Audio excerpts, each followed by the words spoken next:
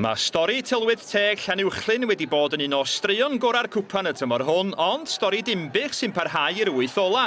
Nathan Brown sgoriodd y gynta'r tîm cartra, mae'n siŵr mae croesiad oedd i fod. Wedi chwarter awr roedd hi'n ddwy, Owen Davies yn penio'r gic gornel i gefn yr hwyd. Fe gasglodd Davies i ail gôl o fewn 10 munud, Alfie Vaughan yn creu gyda ffas hir o'r cefn, dim camsefyll, a'r blaenwr 4 ar 15 oed yn curo'r golwr a rhwydon daclus. Rob Dasgol wrth golwr yn trio dial ar Davies. Roedd hi'n bedair ar yr egwyl, Nathan Brown yn ôl wrthi'r tro yma gyda gôl ora'r gêm, ac o bosib gôl ora'r rownd hefyd. 5 munud wedi troi fe gafodd Llanuwchllyn gôl yn ôl. Peniad cryf John Evans o'r gic gornel yn rhoi llygedyn o baith. Ond gyda Dinbych yn unfad ar 10 yng Nghyngred y Gogledd, fe ddaeth y 5ed gôl o fewn chwarter awr. Y dewin bach, Brown yn twyll ar amddiffyn, yr ergyd yn cael ei chlirio ar y llinell, ond Owen Davies yno i gwblhau'r hat-tric a thawelu'r cefnogwyr oddi cartra. Roedd na fwy i ddod i Dinbych, sgiliau gwych Iwan Roberts, yn ar ysgellwr yn cael ei lorio gan Jack Evans. Fe gododd Roberts i rwydo'r gic o'r smotyn a gwneud hi'n 6-1 wrth i'r bel sleifio dan dasgalw. Roedd na amser am gôl arall a hat-tric arall. Brown yn sgorio drydedd am y prynhawn, a'r dewin bach a'r blaenwr tal yn gorfod dadla dros bwy oedd yn cael mynd ar bel adra. Dinbych 7, Llanuwchllyn 1 a dros 400 yn gwylio. Lawr i'r wyth ola wan, dwad i'r rown nesa.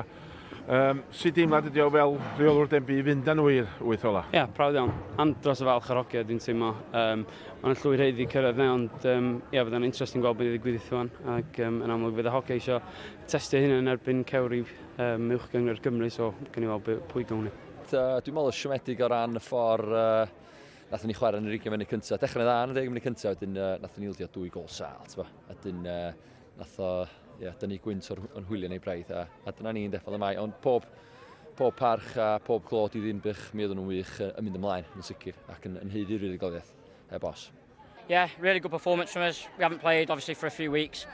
Last time out against Clyde, we weren't great, so we wanted to put on performance in the first half, especially come out there, dominate, get the goals, and that's what we've done. And it's good to see a lot of the young lads, come on for us as well. So, yeah, really good performance, but 3 goals, I'll take it. Owen, convincing win and 3 goals. Yeah, no credit to the lads. I'm only there to stick it in at the end of the day, but really convincing performance there. Really pleased as well.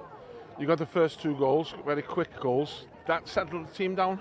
I think that set the tone for us. We settled into the game pretty nicely. We've struggled the last few weeks, so it started to go and come out second half, and I think that's shown today as well. But lads put a really good shift in this week, and I think it showed today. Ni'n chwarae dda iawn iddi, chwarae teg i'r hogia, a ni'n teimlo. A ni'n bach yn shaky yn y 5 munud cyntaf, gathen nhw 2 gyfle, ond chwarae teg ath y gôl cyntaf fewn, a ni'n teimlo bod ni'n mewn llwyr control o'r holl gêm, ac da ni wedi sgorio gols da iawn. A di gweithio ar dipyn o'r gols yn y trainings diwethaf yma, so mae'n bleser gweld reidio heina mewn fewn. Fe gafon ni sawl cyfle yn mynd ymlaen. Dotha ni hi'n ôl i 4-1, ac o'n edrych fel bod ni'n mynd i gael y gôl nesaf i greu chydig o nerfau a chydig o densiwn, ond nath ni'n dod. Ond fel yma, da ni'n pêl-droed de. Ond dwi'n mor falch ar hogia. Maen nhw wedi gweithio tan yr funud ola. I've got to ask you, into the last stage of the Welsh Cup, who would you like? Oh, we'd like someone big, maybe a Welsh Prem team. It'd be good to get him down here or go away. And TNS Connors Key maybe.